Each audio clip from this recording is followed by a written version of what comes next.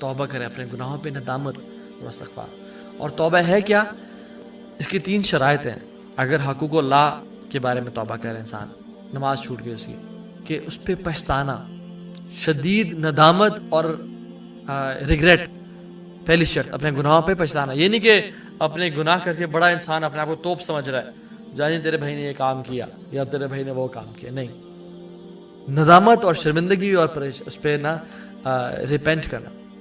دوسرا step immediate leaving of sins, فوراً سے گناہوں کو چھوڑنے کا ارادہ کر دینا. اور تیسرا سٹیپ آئندہ کبھی نہ کرنے کا ارادہ کرنا. یہ 3 شرائط ہیں توبہ استغفار کی.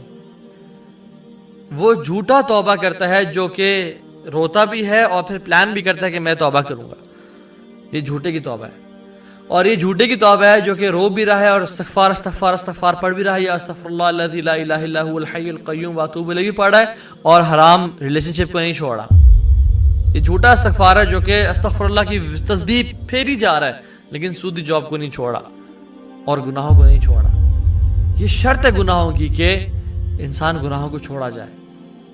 ٹھیک ہے، تو یہ سلف صالح کہتے ہیں کہ جو گناہوں کو بھی نہ چھوڑے اور استغفر اللہ پڑھتا رہے، یہ جھوٹوں کے استغفار ہے.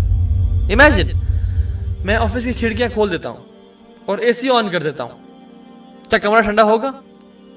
میں نے ساری کھڑکیاں کھول دی اور اے سی آن کر دیا، کمرہ ٹھنڈا ہوگا؟ نہیں.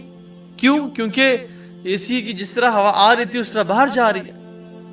تو اس طرح سے استغفار، اگر انسان گناہ کر رہا ہے اور استغفار کرتا جا رہا ہے تو there is no difference in his life. گناہ بھی کر رہا ہے اور استغفر اللہ پڑھتا جا رہا ہے. جیسے اے سی بھی آن ہے اور گھر کی کھڑکیاں بھی دروازے بھی کھلے ہوئے ہیں اور گھر میں کوئی فرق نہیں پڑا. جو مقصد تھا کیا کہ کولنس ہو کمرے میں، ٹھنڈک ہو، وہ اچیو نہیں کر پا رہا. تو استغفار کا جو مقصد تھا کہ انسان اپنے گناہوں کو بخشوائے اور رب کی رضا کو حاصل کرے، وہ انسان نہیں حاصل کر پا رہا کیونکہ وہ اس گناہ کو نہیں چھوڑا. اور گناہ اگر انسان کر لے اور مشکلات ہوں تو پھر کس طرح سے ان کو کم کرے؟ توبہ استغفار سے ان کو ختم کر دے. انہ کان غفارا وربک الغفور ذو الرحمہ، تمہارا رب بہت معاف کرنے والا اور رحم کرنے والا ہے.